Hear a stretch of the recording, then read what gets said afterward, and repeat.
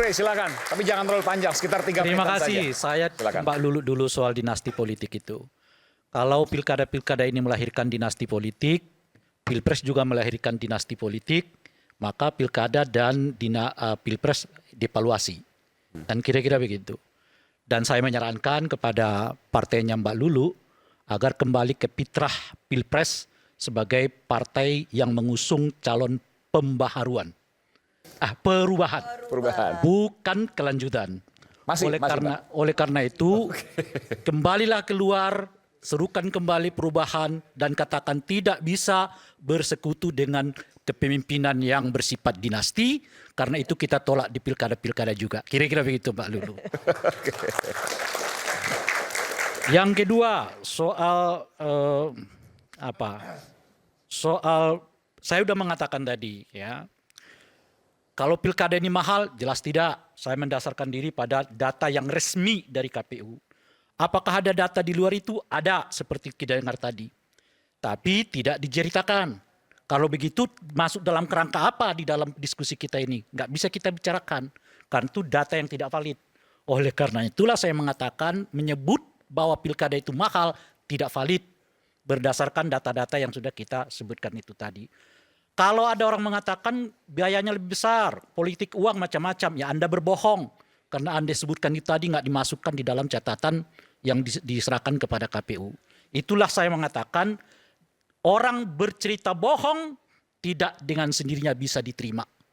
Kesaksian, permintaan, dan harapannya nggak mungkin republik ini berdasarkan cerita bohong. Kira-kira gitu. Nah yang ketiga adalah soal konstitusionalitas pilkada. Kita rujuk kembali ke Undang-Undang Nomor 1 tahun 1957. Undang-undang itu di dalam penjelasan pasal 23 sudah menyatakan meskipun secara implisit, saya bacakan saja, bunyi dari undang-undang itu adalah kepala daerah haruslah seorang yang dekat kepada dan dikenal baik oleh masyarakat di daerahnya. Kepala daerah harus pula seorang yang mendapat kepercayaan dari rakyat dan diserahi kekuasaan atas kepercayaan rakyat itu. Untuk memenuhi maksud itu, jalan satu-satunya ialah kepala daerah haruslah dipilih langsung oleh rakyat dari daerah yang bersangkutan. Ini bunyi penjelasan pasal 23 Undang-Undang Nomor 1 tahun 1957.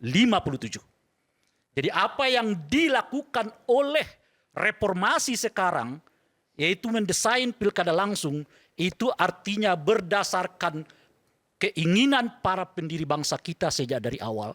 Bahwa seluruh kepala daerah itu, dimanapun ia berada, harus dipilih langsung oleh rakyatnya, yang pada tahun 1557, seperti disebutkan oleh tadi penjelasan oleh Peri, belum dapat dilakukan karena semua infrastruktur yang dibutuhkan untuk itu belum tersedia. Oleh karena itu 57-nya kepala daerah dipilih melalui DPRD, tapi amanah undang-undang ini sebetulnya sudah menjelaskan ia harus dipilih melalui cara yang langsung. Jadi secara konstitusional, secara tafsiran, betul yang kita lakukan sekarang bahwa pilkada langsung itu merupakan amanah dari para pendiri bangsa. Oke. Oleh karena itulah Bung Aiman, kira-kira begini kita mengatakan, para pendiri bangsa kita dahulu membuat aturan, mendesain sistem untuk bagaimana kita bisa hidup republik ini di masa akan datang. Bukan hari itu mereka bicara. Dia ingin kita hidup di masa yang akan datang. Oleh karena dia proyeksikan kita pemilihan langsung. Meskipun pada hari itu nggak realistis. Tapi ia udah proyeksikan. Lalu hari ini kita menemukan para pemimpin kita yang memproyeksikan kita ke masa lalu. Terbalik sekali. Pemimpin masa lalu proyeksinya ke masa depan, pemimpin sekarang proyeksinya ke masa lalu. Apa yang masalah dalam bangsa kita? Cara berpikir. Cara berpikir, Bung. Nah, dalam konteks cara berpikir itulah mereka mengatakan biaya mahal. Tapi tidak semahal dilakukan, karena bisa bayangkan 275 triliun uang rakyat dikorupsi. Nggak ada tuh pemimpin-pemimpin partai yang teriak. Pilpres lebih mahal lagi, pakai bansos, pakai ubah aturan, pakai ini macam-macam, nggak ada itu yang teriak. pakai apa yang disebut dengan parcok-parcok dan sebagainya. Nggak ada tuh yang teriak-teriak. Malah seolah-olah ya mengatakan nggak ada tuh, bohong tuh. Parcok tuh, bohong tuh. Ini bohong tuh, bohong tuh. Mengapa di pilkada mereka teriak cabut hak rakyat untuk memilih langsung? Tapi pada ketika mereka melakukannya atau diduga melakukannya, mereka mengatakan bahwa tuduhan-tuduhan itu adalah bohong. Oleh karena itulah kita mengatakan, saya pribadi mengatakan tidak untuk pilkada, tidak langsung, sebab menurut saya salah satu yang paling berharga dari reformasi itu adalah seburuk apapun pilihan kita, ia adalah kita pilih langsung, lahir dari tangan kita, dan oleh karena itu kita punya mandat untuk mengevaluasi dia kapan ia untuk kita katakan stop atau tetap berlanjut. Ketimbang nanti dia dipilih oleh DPRD, kita sudah hampir kehilangan seluruh kekayaan dan kemauan kita sebagai manusia yang demokratik, hidup di dalam reformasi, karena seluruhnya sudah diserahkan kepada partai. Dan partai apa? Partai yang disebut oleh survei-survei salah satu institusi politik yang paling tidak dipercaya oleh rakyat. Bagaimana Republik ini menyerahkan keterwakilan rakyatnya kepada partai yang oleh rakyatnya sendiri dianggap tidak dipercaya? Itulah yang saya sebutkan. Tolak pilkada tak langsung. Kalau mau efisien, efisienkan kabinet. Terima kasih.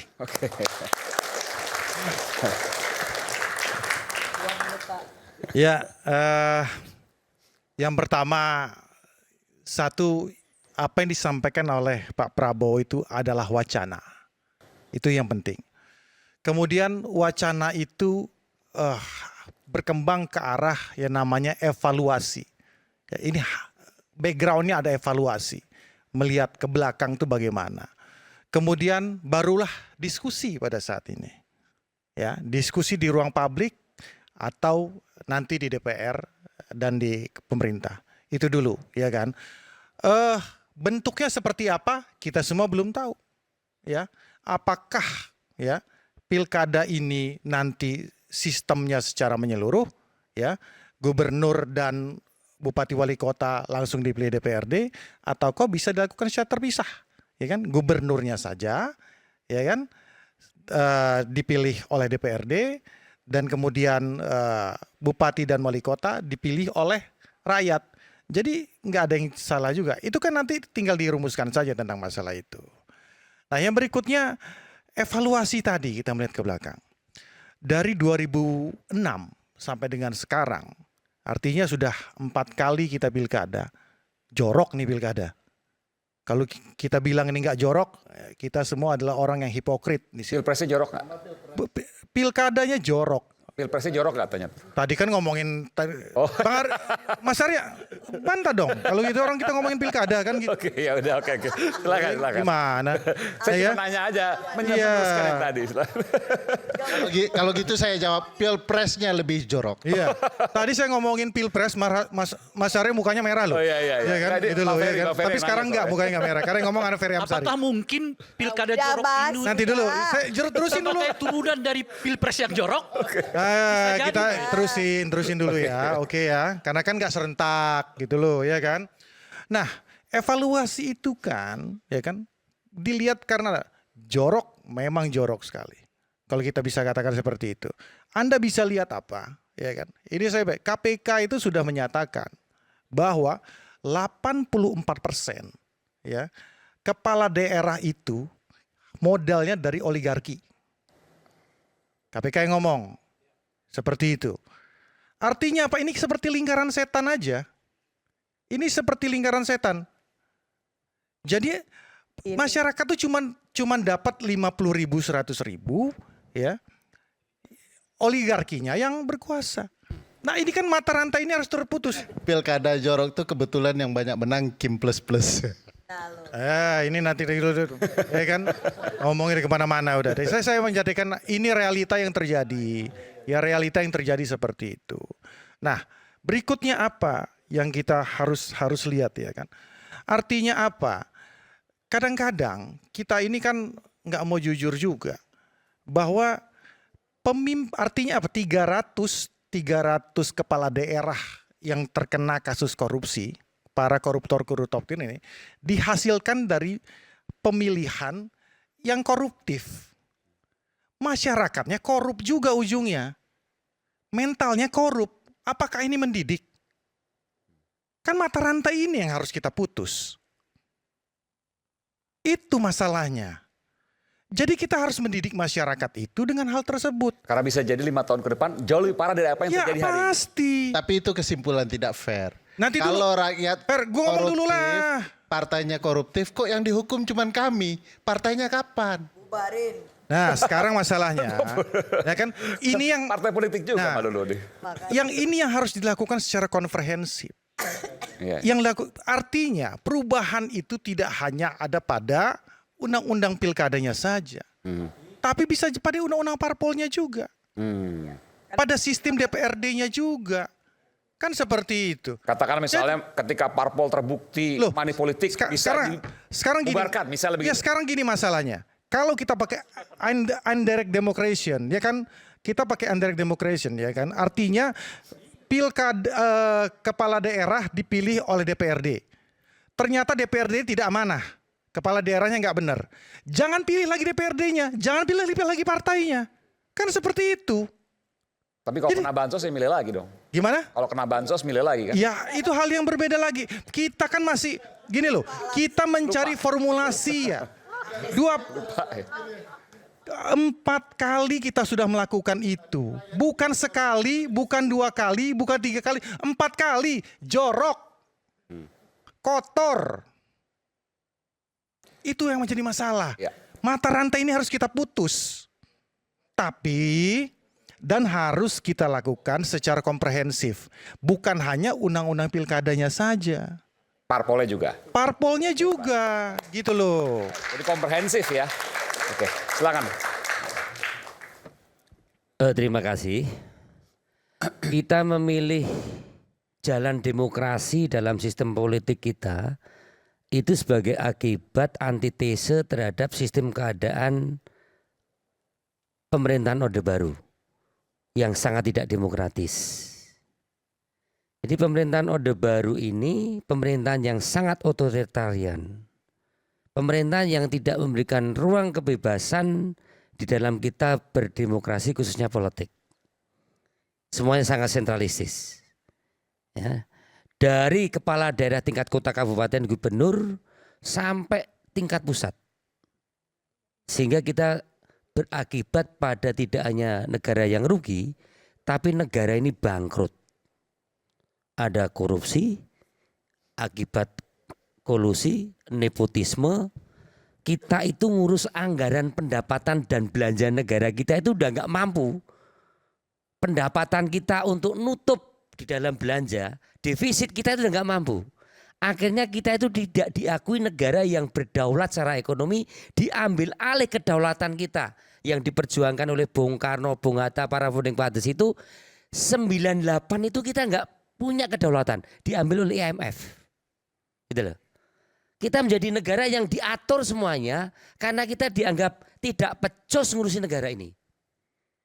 Karena faktor itulah kita mengambil jalan sisi demokrasi. Pesta pora di zaman kolusi, nepotisme, otoritarianisme itu terjadi 32 tahun. Kita sudahilah. Kita berdemokrasi. Dengan partai politik, dengan pemilu, kita berikan kekuasaan rakyat untuk menentukan jalannya pemerintahan dari daerah, provinsi sampai pusat dengan transparansi dan akuntabilitas yang memang ini kita butuh ada satu proses. Jadi mengembalikan sistem yang dari demokrasi ke tidak demokrasi nggak bisa. Maksud saya begini, Pak Prabowo sudah menjadi presiden. Soal by proses nanti kita evaluasi lah. Maka tadi saya agak kencang sedikit karena ada hal yang perlu kita evaluasi dalam undang-undang Pilpres besok. Terutama dalam posisi undang-undang kepresidenan selaku presiden kepala negara. Demokrasi kita ini mau jalan atau tidak setelah saya renung-renungkan ini. Nanti bisa dicek Mas Ferry sama Pak Rarengkuti. Kok tergantung sebenarnya kenegarawanan dan niat baik kepala negara. kepala negara ini mau punya niat baik nggak terhadap demokrasi. Itu Kepala bergantung negara pada ini- nasib demokrasi negara kita. Karena Dan itu yang harus kewenangannya- diubah. Karena kewenangannya terlalu besar. Oke. Presiden ini bisa berurusan dengan yang namanya aparat penegak hukum. Presiden ini bisa bahkan berurusan lingket dengan apa yang namanya undang-undang terkait dengan alokasi anggaran desa. Presiden bisa bicara soal hal yang terkait dengan menyangkut masalah penegakan hukum. Saya lihat demokrasi kita sangat bergantung saat ini tergantung niat baik presiden mau membatasi kekuasaannya enggak sesuai dengan kewenangan yang dia miliki. Kalau itu tidak, dia gunakan seluruh kekuasaannya ini untuk ngawut-awut demokrasi, bisa. Kalau kekuasaan presiden ini untuk memperbaiki demokrasi ke depan ini Bisa. supaya berjalan sesuai dengan harapan kita, karena kita yakin bahwa demokrasi inilah yang akan membalikkan kita menjadi negara atau rakyat yang sejahtera, itu bisa. Itu yang pertama. Maka kehendak baik Pak Prabowo ini sangat ditunggu-tunggu oleh para penggiat demokrasi. Yang kedua, butuh adanya satu keadilan kelembagaan. Maksudnya begini, seluruh lembaga negara, lembaga pemerintah jalankan tugas sesuai dengan kewenangannya. Itu aja. KPU jalankan, DPR jalankan, BPK jalankan, Polri jalankan, TNI jalankan sesuai dengan tugasnya masing-masing. Supaya muncul keadilan. Jangan mengambil alih tugas kewenangan lembaga-lembaga yang lainnya khususnya di dalam menegakkan proses kita berdemokrasi. Ini penting dan ini sangat berpengaruh atau sangat dipengaruhi oleh sejauh mana kepala negara dan kepala pemerintahan ini mau menegakkan tugas lembaga-lembaga negara ini, lembaga-lembaga pemerintah ini sesuai dengan tugasnya. Itu yang kedua. Oke. Singkat Kalau saja. tidak, pasti hancur kita. Oke. Kemudian katanya sih demokrasi ini bisa berjalan kalau dilaksanakan oleh adanya partai politik yang berkualitas. Silakan dianalisa berapa sih kita berdemokrasi ini biayanya. Berpartai politik berapa, berpilkada berapa, berpilpres berapa, ngurusi kaderisasi berapa, ngurusi HUT partai berapa. Kita jangan melembagakan kemunafikan. Biaya berdemokrasi ini berapa? Mari kita buka. KPK buka, ICW buka, UI buka, semua lembaga kita buka biayanya berapa. Setelah ketahuan berapa biayanya, kita buka juga siapa yang nanggung. Siapa yang biayai? Siapa? Ayo kita buka. Apakah partai politik? Apakah pengusaha? Apakah calon pilkada, calon kepala daerah? Apakah calon pilpres? Atau iuran anggota partai? Setelah ketemu biaya demokrasinya, yang nanggung siapa? Ini tidak transparan. Partai politik tidak boleh punya perusahaan. Saya kolusi nggak boleh. Walaupun teman saya yang kasih proyek ini kalau saya bupati, transparan sama KPK, transparan sama PPATK. Jadi saya tidak melihat adanya finance engineering demokrasi yang saya kira ini perlu untuk mengatasi berbagai hal yang terkait dengan biaya kos tadi. Ya, akibatnya terus pilkada langsung atau tidak pilkada langsung. Padahal persoalannya ini biayanya berapa untuk kita berdemokrasi berpilkada ini dan siapa yang nanggung. Yang nanggung ini kita tidak buka, tapi pengennya kita transparan untuk mendapatkan calon-calon bupati, calon-calon kepala daerah. Solusi singkatnya gimana? Solusinya mari kita buka pembiayaan berdemokrasi ini secara transparan dan accountable. Kalau memang harus dibiayai APBN. Oke. Kalau Arahnya ke tidak nanti akhirnya akan terlihat sebenarnya. Iya, Kalau ada partai yang korup atau kepala daerah yang Hukum korup, berat. itu merupakan suatu akibat yang harus dihukum berat karena sudah Oke, ditanggung baik, oleh negara. baik. Terima kasih. Tambah dikit. Singkatnya singkat. Singkat. Kalau uangnya dikembalikan oleh koruptor, dibebaskan kata Pak Prabowo. Iya. Kan baru begitu. Nih udah lain lagi masalahnya. Saya ini sebenarnya sepakat dengan yang dikatakan oleh Iya. Mas Arif Bima. Partai politik biaya APBN. Gini. Tapi kalau ketahuan korupsi partai politiknya bubarkan, Yes. katakanlah hukum berat. intinya gini, clue-nya tuh sebenarnya gini. Kita itu pengennya ideal, tapi nggak realistis. Kita itu pengennya idealis, tapi nggak realistis. Pendekatan undang-undang kita itu selalu idealis, tapi nggak realistis ketika ingin diejawantahkan ke bawah. Bagaimana undang-undang parpol contoh, ya kan? Tanya nih ke beliau ini, pembiayaan bagaimana? Kalau Pak Prabowo untung beliau tajir gitu loh, dia biayai sendiri. Nah kalau yang lain gimana? Kan seperti itu, nggak idealis, Sama maunya nggak ada aja. ini oligarki Sama segala macam, aja. tapi tidak Anda ini realistis. kan tidak tahu bahwa masyarakat sipil dan partai, ini yang Anda perlu ketahui. Anda sudah itu sepakat pengennya pembayaran. ideal, tapi nggak realistis. Nah, ini yang itu nggak paham. masalahnya. Ini yang nggak Masalah ngerti. yang terjadi di Dia nggak bangsa ngerti ini nih. kita seperti itu. Yang dia bicarakan Nggak ngerti. realistis. Bahwa sebenarnya Bang Aiman, Anda teman-teman maunya partai ideal, dan tapi nggak masyarakat realistis, sipil nggak sudah bisa sepakat nggak bisa pembiayaan diimplementasikan partai ke politik bawah. itu melalui APBN. Bahkan kami, nih saya nih, dan teman-teman di Pusat Studi Konstitusi, ada kajiannya, ada penelitiannya, sudah serahkan DPR. Kalau perlu 100%, tapi bertahap. Oke, baik. Cuman teman-teman partai politik yang dia tidak tahu, tidak menepati kesepakatan masyarakat sipil dan partai soal keterbukaan penggunaan anggaran. Oke, itu yang harus ditekankan ya. Baik. Harus dicari. Baik, silakan. Harus Dua kalimat terakhir, dua kalimat saja. jangan terlalu panjang, silakan. Ya. Yang pertama, saya masih percaya pada presiden yang ini, agak nggak percaya sama presiden yang lalu, bahwa presiden ini Nggak ada gunanya dong kalau yang lalu sudah selesai. Ya karena itu saya masih percaya pada presiden ini, terutama karena alasan apa? Surplus kekuasaan. Bahwa di tangan dia surplus kekuasaan dan dia mau melakukan evaluasi pada saat ini. Betul kan? Nah kita pada itu, artinya apa? Kalau dia sedang memerintah, punya surplus kekuasaan, punya plus-plus ya kan? Dengan semua yang lain, dia kalau punya niat baik, dia bisa melakukan evaluasi dan kemudian kita bisa memperbaikinya. Terutama dimulai dari, saya setuju, dimulai dari partai politik, seperti apa yang kita bicarakan. Nah, untuk menjawab pertanyaan pembuka acara ini dari Bung Aiman tadi, kalau partai politik sudah membaik, malah akhirnya partai politik yang akan mengatakan pemilihan kepala daerah itu harus melalui rakyat secara langsung. Itu siklusnya. Terima kasih. Baik. Ya, demokrasi tidak lahir secara tiba-tiba, tak didapat secara cuma-cuma, melainkan perjalanan panjang dan terjal menebas berbagai rintangan dan juga aral. Benarkah jika rencana ini dijalankan, pemilu tak langsung, demi hemat demokrasi yang akan dilumat?